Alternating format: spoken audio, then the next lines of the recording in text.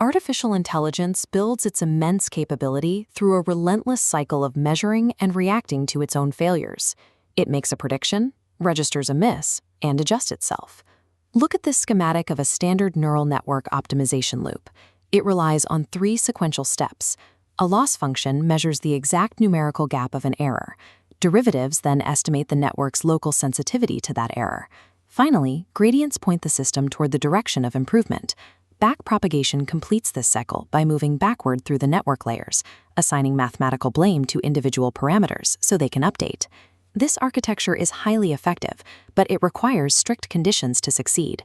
The target must be objectively clear, the loss function must be mathematically valid, and, most importantly, the source of the error must reside entirely inside the model's parameters. The sheer success of this internal parameter update cycle creates a dangerous illusion. The assumption that all real-world AI failures can be solved simply by scaling up the training loop or finding better gradients. We see the limits of that assumption when we take a perfectly optimized neural network out of isolation and plug it into an agentic workflow, a sprawling system of external databases, API tools, and human permission gates. Let's track a specific edge failure. The model correctly generates the exact text string required to invoke an external API, but it executes that action without the proper organizational authority. The internal loss function registers no error. As far as the math is concerned, the prediction was perfect. Yet the wider system has just experienced a critical operational breach. This is the problem the energetic paradigm, or EP, was designed to solve. It acts as a conceptual research framework to govern these exact types of multi-agent failures. Instead of treating error as a single numerical miss, EP treats it as a structured mismatch across an entire state transition system. Updating model weights cannot fix a broken workflow. If you attempt to retrain a model on systemic errors, you are merely teaching it to compensate for bad architecture. This equation represents the energetic error vector. Instead of compressing failure into one scalar number, it categorizes errors across 6 structural dimensions. The first is state error, the traditional gap between intended and actual output. Standard loss functions apply perfectly here. The second dimension is path error. A system might reach the correct final state, but take a highly inefficient, fragile, or unauthorized route. The third is cost error. An action might succeed, but consume unsustainable levels of compute, time, money, or human attention. These distinctions map directly to real-world viability. Resolving a state error is practically useless if the resulting path or cost makes the system operationally unsustainable. The fourth dimension is authority and responsibility error. An effective action is a systemic failure if executed without permission or cannot be traced. The fifth is objective error. This occurs when the system perfectly optimizes the wrong proxy metric, hitting the target but missing the goal. Finally, stability error. A local correction might fix an immediate issue, but cause cascading oscillations or fragility elsewhere in the network. A standard loss function is entirely blind to these dimensions. A system only learns to care about the parameters its programmer made visible.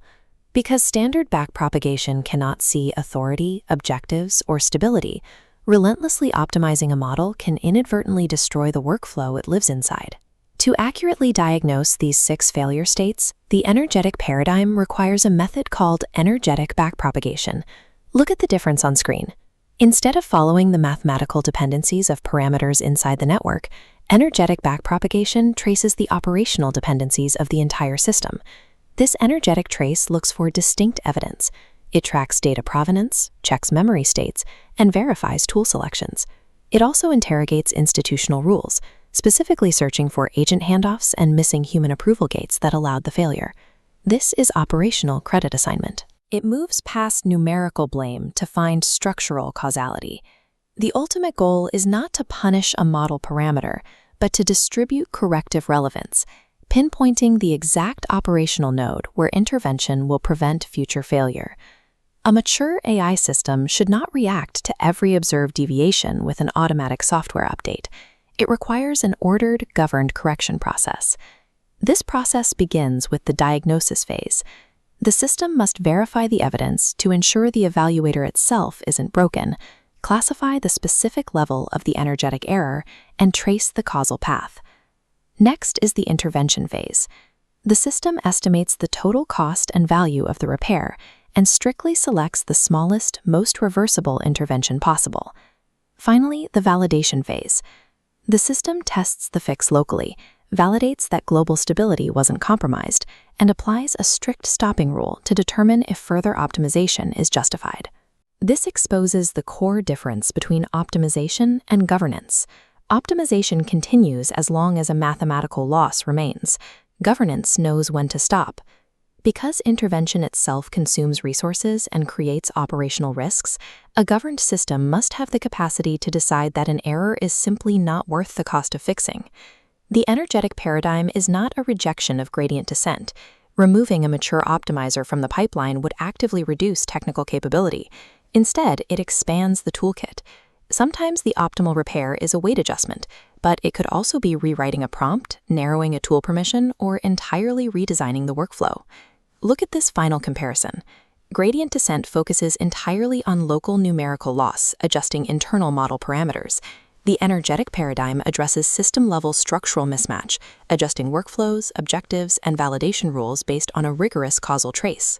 While EP offers a vital roadmap for multi-agent safety, it remains an empirical research framework that requires rigorous real-world validation to perfect. Gradient descent tells a model exactly how to move toward a defined target.